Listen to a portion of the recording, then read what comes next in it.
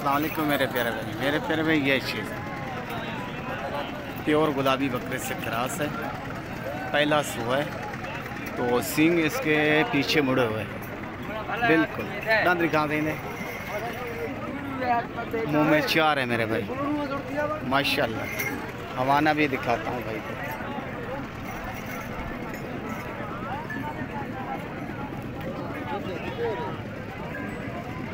ये देखें दूसरी साइड देखें, परली साइड बैठे हुए। बहुत अच्छी चीज़ है, बहुत अच्छी है क्वालिटी।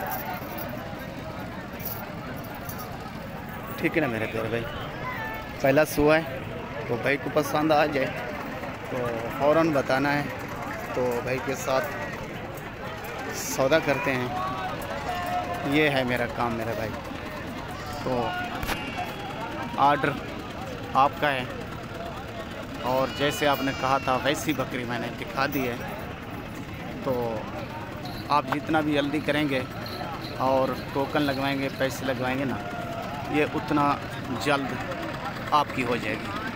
ठीक है ना मेरे प्यारे भाई, अल्लाह आपको सलामत करे, ये अल्लाह आपके नसीब करे। ओके।